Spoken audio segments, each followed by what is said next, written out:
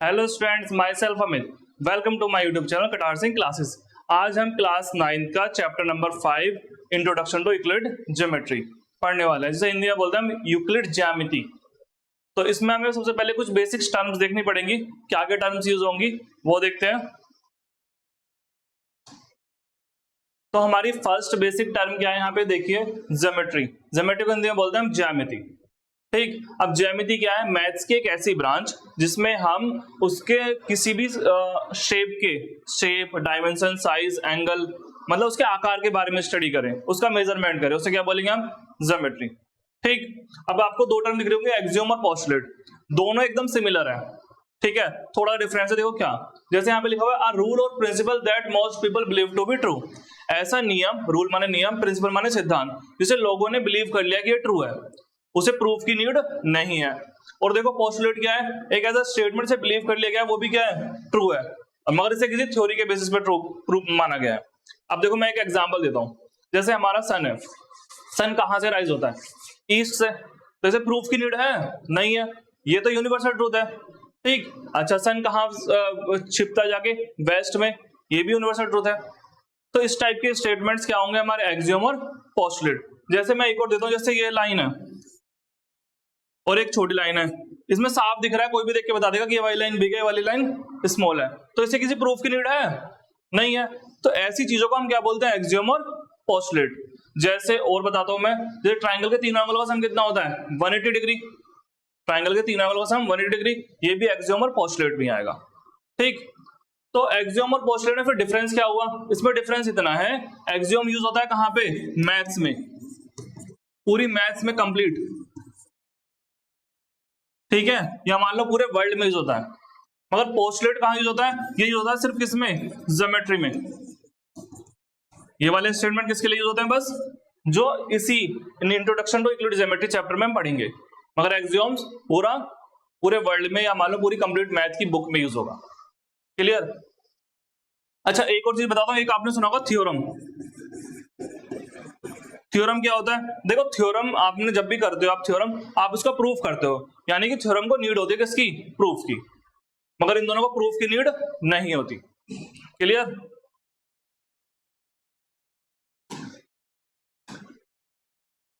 Next है, यहाँ पे आपको कुछ दिख रहे होंगे, क्या? Note points. अब नोट पॉइंट एक करके स्टडी करते हैं, देखो क्या क्या है। फर्स्ट नोट पॉइंट क्या है? फर्स्ट नोट पॉइंट है, a solid has shape, size, position and can be move from one place to another place. कैसे? और उसकी बाउंड्रीज को क्या बोलते हैं? हम सरफेस बोलते हैं। जैसे आपको यहाँ पे दिख रहा होगा, ये एक सॉलिड है, ठीक है, इस सॉलिड को अगर मैं अपने हैंड पे यहाँ पे रखता हूँ और यहाँ से मैंने इसे यहाँ पे ले आया, तो मैंने इसकी क्या कर दी? इसकी पोजीशन मूव कर दी। तो यही तो कह रहा है, जिसका शेप है, साइज है, पोजीशन, उसे मूव कर सकते हैं एक प्लेस से दूसरे प्लेस में। और इसकी जो बाउंड्रीज है, इसे क्या बोलेंगे हम लोग? सरफेस बोलेंगे। क्या बोलेंगे? सरफेस। First point clear? ठीक, सेकंड पॉइंट देखते हैं, the boundaries of the surface are curve. अब देखो इसकी जो बाउंड्रीज हैं, या तो कर्व हो सकते हैं या फिर स्ट्रेट लाइन हो सकते हैं। इसकी बाउंड्रीज क्या है? स्ट्रेट लाइन, आपको दिख रहा होगा साफ साफ, ठीक, स्ट्रेट लाइन। और these lines and in points. अब जब ये लाइन एंड हो रही है, कहां पे एंड हो रही है? इसको क्या बोलेंगे हम? पॉइंट। देखो मैं डायग्राम बना के दिखाता हूं, जैसे क्यूबॉइड है, ठीक, अगर मैं इसकी बात करूं, देखो ये पूरा इसकी क्या है? इसका शेप भी है, साइज भी है, पोजीशन भी है, और मैं इसे यहां से उठा के कहीं और भी प्लेस कर सकता हूं। जैसे मैंने यहां से यहां रख दिया, पहला पॉइंट तो इसने ये बोला, इसे सरफेस बोलेंगे। इसे क्या बोलेंगे? सरफेस। ठीक, अच्छा, और इसकी बाउंड्रीज क्या हो सकती है? तो स्ट्रेट लाइन होंगी या कर्व में भी हो सकती है। क्या पता ऐसा हो जाए, इस टाइप से बन जाए कोई क्यूबॉइड, ऐसा भी तो हो सकता है। यहां पे देखो कर्व आ चुका है, क्या आ चुका है? कर्व। ठीक है, फिर इसने बोला है इसके एंड कहां पे होंगे? पॉइंट पे होंगे। देखो इस लाइन के एंड कहां हो रहे हैं? ये क्या है? एक पॉइंट नहीं है यहाँ पे, ये पॉइंट नहीं है यहाँ पे, ठीक। नेक्स्ट है, अ सॉलिड हैज 3 डायमेंशन। जो सॉलिड होता है, जैसे सॉलिड है, ठीक, ये क्या है? एक सॉलिड। अब जैसे मैं बताता हूं, देखो जैसे सॉलिड था आपका क्यूबॉइड, इसकी कितनी डायमेंशन होती है? 1, 2 या 3? इसकी होती है 3 डायमेंशन। एक हो गई ये लेंथ, एक हो गई ये क्या है? ब्रेथ, और ब्रेथ, और ये जो होती है इसे क्या बोलते हैं हम लोग? हाइट। तो 3 डायमेंशन ना हो गई, मतलब 3D फिगर है। कैसा फिगर है? जिसमें एक एक्स एक्सिस, एक वाई एक्सिस और एक z एक्सिस। तो एक सॉलिड को हम क्या बोलते हैं, 3D फिगर, जिसमें क्या क्या होता है, x, y और z तीनों एक्सिस होती हैं। क्लियर? अच्छा, नेक्स्ट पॉइंट देखते हैं। नेक्स्ट पॉइंट में क्या बोला है, सरफेस है, जो एक सरफेस होता है, जैसे देखो मैं बना के दिखाता हूं, ये तो तुम्हें दिख रहा है ना, ये एक क्यूब, ये एक सरफेस है, क्या है, एक सरफेस। सरफेस कैसा है, एक रेक्टेंगल की तरह, ये रहा। ठीक, अब इस सरफेस में आपको कितनी डायमेंशन दिख रही है, दो ही दिख रही होंगी, एक लेंथ और एक ब्रेथ, यानी कि 2D फिगर है। एक ऐसा फिगर है, ये है आपका 2D फिगर, जिसमें एक एक्स एक्सिस होती है और एक वाई एक्सिस होती है। ठीक, अच्छा, लाइन आपको पता कैसे होती है, लाइन ऐसे होती है सिंपल, नॉर्मली ऐसे, उसमें सिर्फ एक ही सरफेस, एक ही होता है एक्सिस, या तो एक्स एक्सिस होगी या वाई एक्सिस। ठीक, और एक पॉइंट में तो कुछ भी नहीं होता, एक पॉइंट तो ऐसे हो गया ना, पॉइंट, उसमें कोई एक्सिस नहीं होती। ठीक, क्लियर? नेक्स्ट देखते हैं। नेक्स्ट आगे फिर से नोट पॉइंट है, a point is that which has no part. ये मैंने बताया अभी, एक पॉइंट है जैसे आपके पास,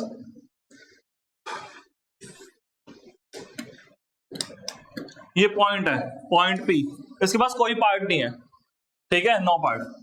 अ लाइन इज ब्रेथलेस लेंथ, देखो जो लाइन होती है उसकी कोई चौड़ाई नहीं होती, क्या नहीं होती, ब्रेथलेस, मतलब चौड़ाई, ब्रेथ माने चौड़ाई, लेस माने नहीं, तो उसकी लेंथ हो सकती है लंबाई, मगर चौड़ाई नहीं होगी। अगला point, the ends of a line, line के एंड, जैसे लाइन है, इस लाइन के एंड क्या होंगे, इन्हें बोलते हैं पॉइंट्स। क्या बोलते हैं, पॉइंट्स, इसे बोलते हैं हम पॉइंट्स, ये भी और ये भी। ठीक, अच्छा, अ straight line is a line which lies evenly with in the points on itself. एक जो स्ट्रेट लाइन होती है, जैसे स्ट्रेट लाइन है, इस पे कितने पॉइंट आते हैं, बहुत सारे पॉइंट होते हैं इसके ऊपर, हमें नहीं पता कितने, अनलिमिटेड पॉइंट्स होते हैं। किसी भी स्ट्रेट लाइन पे कितने पॉइंट होते हैं, अनकाउंटेबल, बहुत सारे पॉइंट होंगे, बहुत सारे। ठीक है, ये वाला पॉइंट कह रहा है। 4 पॉइंट देख लिया हमने। A surface is that which has length and breadth, ये मैंने बताया आपको अभी, जैसे सरफेस होता है उसकी एक लेंथ होती है और एक क्या होती है, ब्रेथ होती है। जैसे आपकी कोई नोटबुक होगी, उसकी कॉपी, उसके ऊपर का सरफेस, सिर्फ ऊपर की, अगर आप उसको उस पर हाथ फेरो तो वो क्या, एक रेक्टेंगल बनेगा एक, तो रेक्टेंगल हो गया, स्क्वायर हो गया, ठीक है, ट्राइपेजियम हो गया। तो इन सब में क्या होता है, ये 2D फिगर है, उसमें लेंथ और ब्रेथ 2 होती है। ठीक, अगला है the edge of a surface, देखो जैसे आपको सरफेस दिख रहा है भाई, सरफेस के एज ही तो बोले इसने, ये सरफेस है, इसके एज मतलब होता है किनारे, तो इस सरफेस के किनारे ये होंगे, ये रे किनारे, ये रे, इसको हम क्या बोलते हैं, लाइंस बोलते हैं। क्या बोलते हैं, ये भी लाइन है, ये भी लाइन है, ये भी और ये भी। ठीक, मतलब इस चैप्टर में अधिकतर वो टर्म्स यूज हो रहे हैं जो आप जानते हो, ठीक है, मगर उस टाइम पे जब पुराने जमाने की बात थी, जब ये यूक्लिड जी ने ये दिया था ये सब कुछ, उस टाइम पे ये सब नहीं पता था। नेक्स्ट, अ प्लेन सरफेस, जो एक प्लेन सरफेस, जैसे प्लेन सरफेस है, is a surface which lies evenly with the straight lines. जैसे मैं एक सरफेस बनाता हूँ, ये सरफेस, क्या इस पे मैं स्ट्रेट लाइन नहीं बना सकता, बना सकता हूँ। ये देखो, ये रही कितनी भी लाइन बना लो। तो लास्ट पॉइंट ये गया। ठीक, नोट पॉइंट हमने देख लिया। नेक्स्ट देखते हैं। अब स्टार्ट हो रहे हैं आपके यूक्लिड्स एक्सियोम। ठीक, एक्सियोम्स आपको पता है जिन्हें मान लिया गया कि वो सच है और उन्हें प्रूफ की नीड नहीं है। देखो एक एक करके समझाऊंगा, आराम से समझना। ठीक, फर्स्ट क्या है, things which are equal to same thing. क्या लिखा हुआ देखो, पढ़ो, थिंग्स मतलब वस्तुएं जो क्या है आपस में, things which are equal to same thing, ऐसी चीजें जो सेम थिंग के इक्वल हो, तो वो आपस में भी क्या होंगी, इक्वल टू वन अनदर। देखो समझते हैं पहला पॉइंट आराम से। जैसे ए मान लो बी के बराबर है और ए बी के बराबर है, things which are equal to same thing, तो सेम थिंग इज बी के बराबर भी किसी और को ले लो, सी को। देखो ये दोनों सेम नहीं हो गए, तो थिंग्स वस्तुएं जो क्या है सेम थिंग के इक्वल हो, तो वो भी क्या होंगे आपस में इक्वल। अगर ए बी के इक्वल है और सी भी बी के इक्वल है, मतलब ये दोनों भी आपस में क्या होंगे, इक्वल। फर्स्ट पॉइंट ये है, clear. Second point, if equals are added to equal.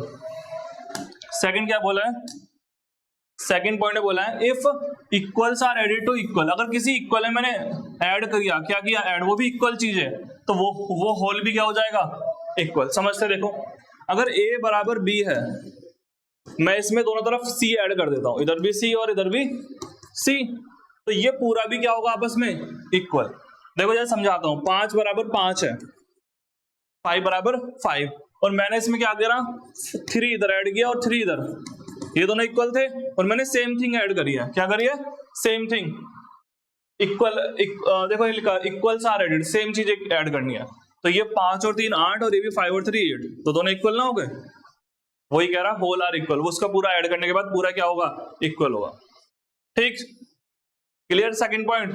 Third point, if equals are subtracted from equals, अगर दो इक्वल में से आपने सब्ट्रैक्ट किया क्या इक्वल चीजें, तब भी वो क्या रहेगा? इक्वल रहेगा। जैसे फिर से ले लो, अगर a और b बराबर हैं, अगर मैं इनमें से कोई z घटा दूं, z माइनस कर दूं, तो तब भी ये दोनों क्या रहेंगे आपस में? इक्वल। एग्जाम्पल के लिए 10 बराबर 10 है भाई, इक्वल तो जब भी होंगे जब दोनों नंबर सेम होंगे। इसमें से अगर मैं मान लो 3 माइनस कर दूं, तो तब भी तो 7 7 आएगा। ठीक है, ऐसा लग रहा हो कितनी इजी चीजें पढ़ रहे हैं ना, चैप्टर इजी है। नेक्स्ट देखते हैं, fourth, things which coincide with one another are equal to another one another. देखो क्या है, मान लो एक सर्किल है, एक ये दूसरा सर्किल है और दोनों की रेडियस सेम है। अगर मैं इसे उठा के इसके ऊपर ले आऊं और ये दोनों क्या कर जाए? कोइंसाइड कर जाए। क्या कर जाए? कोइंसाइड, मतलब एक के ऊपर ही एक आ जाए, सेम टू सेम, कुछ भी ना बचे। ठीक है, तो मैं बोलूंगा ये दोनों आपस में क्या है? इक्वल है। एक और एग्जांपल ले लो, मान लो एक स्क्वायर है, ये 4 सेंटीमीटर का स्क्वायर है और ये मेरे पास दूसरा स्क्वायर भी है, ये भी 4 का ही है। अगर मैं इसे उठा के इसके ऊपर लाऊंगा तो कोइंसाइड नहीं कर जाएंगे, एक के ऊपर एक बिल्कुल फिट आएगा, तो इन्हें बोलेंगे आपस में इक्वल है। अगर मैं इसकी जगह पे अब चेंज कर दूं, मैं लेता हूं मान लो 5 वाला, कितने वाला? 5 वाला स्क्वायर, तो ये अगर मैं इसे इसके ऊपर रखूंगा तो ये तो इससे बड़ा आ जाएगा, ऐसे थोड़ा बड़ा आ जाएगा, तो ये तो कोइंसाइड करेगा नहीं, मतलब ये दोनों इक्वल नहीं है। क्लियर?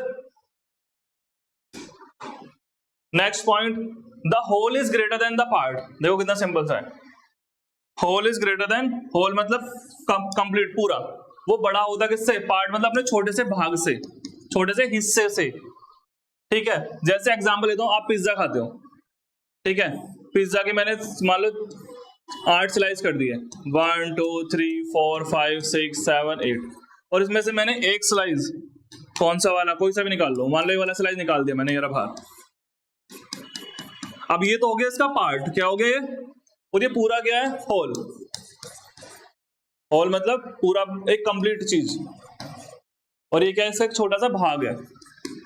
पार्ट माने भाग, एक पार्ट इसका एक हिस्सा। तो ये पार्ट क्या इससे बड़ा है या ये वाला इससे बड़ा है? देखो ये चीज इससे बड़ी है, ये तो कह रहा है whole is greater than the part, जो पूरा कंप्लीट होता है वो उस एक पार्ट से क्या होता है? बिग होता है। क्लियर? ठीक। Next, things which are double of the same thing are equal one other.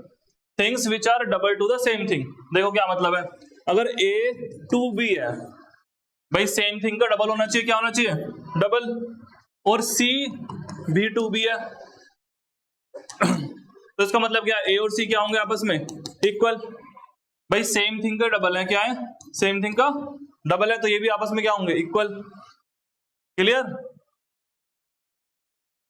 Things which are half, half मतलब आधा, इसी की तरह ले लो, आधा कर लो आपकी बार।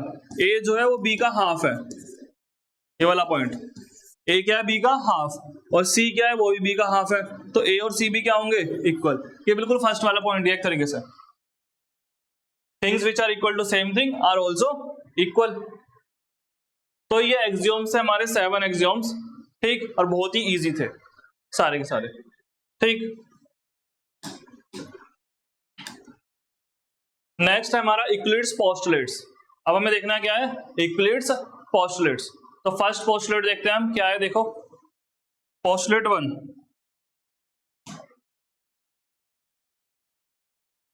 फर्स्ट पोस्टुलेट में क्या लिखा हुआ है? अ straight line may be drawn from any one point two any other point. जब भी आपको स्ट्रेट लाइन बनानी है तो आपको कम से कम कितने पॉइंट चाहिए? अगर एक स्ट्रेट लाइन बनानी है तो 2 पॉइंट चाहिए कम से कम। कितने चाहिए? 2 पॉइंट। तो जैसे स्ट्रेट लाइन, एक पॉइंट ये रहा मान लो, और एक पॉइंट ये रहा, तो इन दोनों से मैं कितनी लाइन बना सकता हूँ? एक ही तो लाइन बनेगी। तो इसमें बोला है straight line may be drawn from any one point, एक पॉइंट दूसरे पॉइंट हम स्ट्रेट लाइन बना सकते हैं। फर्स्ट पोस्टुलेट तो यही है, ठीक। ये आपका फर्स्ट पोस्टुलेट। सेकंड नहीं सॉरी, यहाँ एक्सियोम 5.1 लिखा हुआ है, पोस्टुलेट अभी आगे आएगा। एक्सियोम 5.1 देखते हैं पहले, इसमें क्या लिखा हुआ है। गिवन टू डिस्टिंक्ट पॉइंट, आपके पास दो अलग अलग पॉइंट दिए, जैसे ये थे एक्सियोम 5.1, आपको दो पॉइंट दिए, एक पॉइंट ये रहा, एक पॉइंट ये रहा, ए और ये बी, ठीक। अच्छा, क्या बोला है इसने, इसने बोला है मुझसे given two distinct point there is unique, unique मतलब सिंगल, एक लाइन ही पास हो सकती है इसमें से। बना के देखते हैं, देखो ये मिला दिया, कितनी लाइन बनी, एक ही तो बनी। अगर सपोज करो आप दूसरी लाइन बनाने की कोशिश भी करोगे ना, तो वो लाइन इससे अगर दूसरी लाइन बनाओगे तो इस पॉइंट से नहीं जाएगी फिर वो। तो दो पॉइंट से सिर्फ हम एक ही लाइन बना सकते हैं, याद रखना।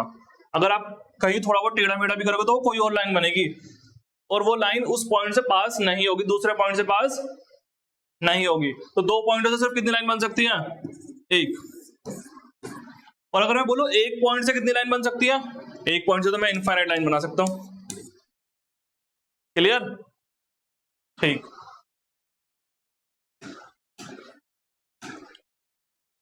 अब आपका next postulate number 2। Postulate number 2 में क्या लिखा हुआ है, a term line can be produce इंडेफिनिटली। एक टर्म लाइन को मैं कितना भी प्रोड्यूस कर सकता हूं। जैसे मान लो, देखो आपको दिख रहा होगा ये लाइन, एक ये लाइन, इस लाइन को मैं इधर ही बढ़ा सकता हूं, डैश डैश डैश, और इधर भी बढ़ा सकता हूं। तो सीधा सा ये सिर्फ इतना बोल रहा है, तो आपके पास एक लाइन है तो आप उसे इंडेफिनिटली इधर उधर कहीं भी बढ़ा सकते हो। पोस्टुलेट नंबर 2 है ना, easy. Next postulate number 3, a circle can be drawn with any centre and any radius. मान लो आपके पास 3-4 पॉइंट है, एक पॉइंट ये रहा, एक पॉइंट ये रहा, एक पॉइंट ये रहा, मान लो एक पॉइंट ये रहा।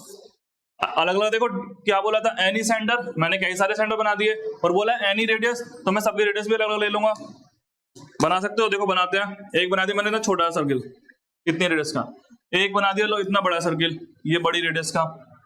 एक लो और छोटा सा बना देते हैं, इतना सा, ये इतना सर्किल। इसमें लो एक और बना लो। देखो सेंटर सबके अलग थे और सबकी रेडियस भी अलग थी। तो पोस्टुलेट नंबर 3 बोलता है आपके पास सेंटर है कोई भी और कोई भी रेडियस है, तो आप उसे सर्किल ड्रॉ कर सकते हो, ठीक।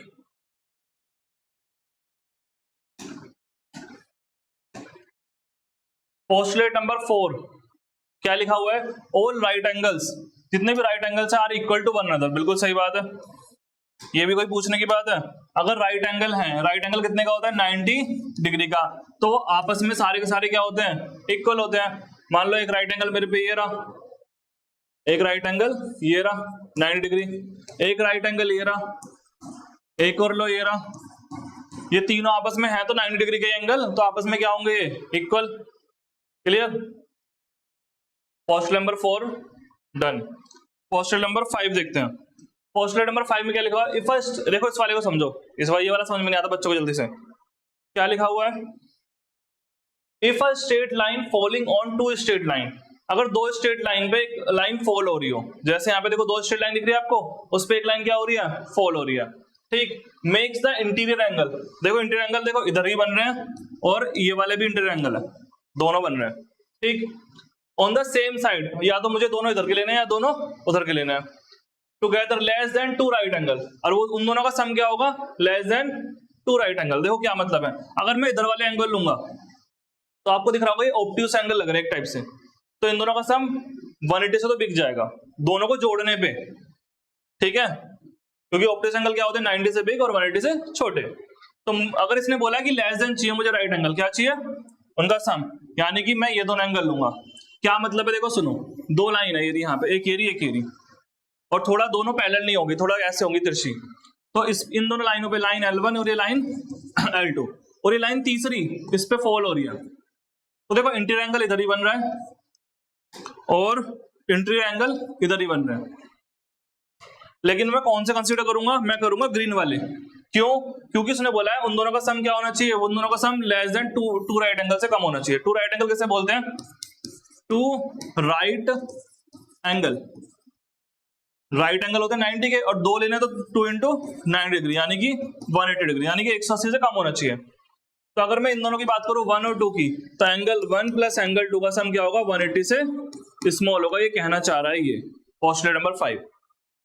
ठीक, अगर ऐसा होता है, सुनो, अगर इन दोनों का सम 180 से छोटा हो जाए तो ये लाइन पक्का, आगे क्या लिखा हुआ देखो, पढ़ूंगा अभी, ये लाइन पक्का आगे जाके क्या होंगी, मिल जाएंगी। क्या हो जाएंगी, इंटरसेक्ट हो जाएंगी। क्या हो जाएंगी, इंटरसेक्ट। अब ये वाले इन दोनों का सम 3 और 4, एंगल 3 प्लस एंगल 4 का सम तो 180 से बिग आएगा, छोटा आने नहीं वाला। आपको दिख रहा है 90 से बड़ा एंगल है, भी 90 से बड़ा है, तो ये दोनों लाइन कभी भी आगे जाके मीट नहीं करेंगी। क्लियर, देखो आगे पढ़ता हूं मैं क्या लिखा हुआ है, then the two straight lines will produce, अगर मैंने प्रोड्यूस करूं आगे इंडेफिनिटली आगे तक जितना भी, तो मीट ऑन दैट साइड, उसी साइड में जाके मिलेंगी। ठीक, और which the sum of angles is less than two right angles, और इनका सम क्या होगा, राइट एंगल से कम होगा। क्लियर, एक बार फिर बताता हूं, देखो सुनो, एक लाइन ये रही, एक लाइन ये रही, इस लाइन पे तीसरी लाइन गिर रही है। ठीक, अब यहाँ एंगल 1 बन रहा है, एंगल 2, ये एंगल 3, ये एंगल 4। ठीक, ये चारों इंटीरियर एंगल है पहली बात तो, मगर आपको ये देखना है सेम साइड के एंगल को सम। मान लो अगर मैं एंगल 1 प्लस एंगल 2 कर दूं, ठीक है, और दूसरा क्या है एंगल 3 प्लस एंगल 4 करूं, इनमें से किसका सम लेस देन 180 आएगा। तो आपको दिख रहा है ये दोनों एंगल छोटे लग रहे हैं मुझे, देखो, तो इन दोनों का सम क्या आएगा, 180 से छोटा, और इन दोनों का सम 180 से बिग आएगा। तो अगर ये वाले में कंसीडर करता हूं और इन दोनों की लाइन को मैं आगे बढ़ाता हूं, तो ये दोनों आगे जाके मिल जाएंगी, मीट होंगी। क्लियर, ये बोलता है पोस्टुलेट नंबर 5। ठीक, एग्जाम्पल नंबर 1, एग्जाम्पल नंबर 1 से पहले मैं आपको कुछ टर्म्स बताना चाहूंगा। देखो कौन कौन सी टर्म्स।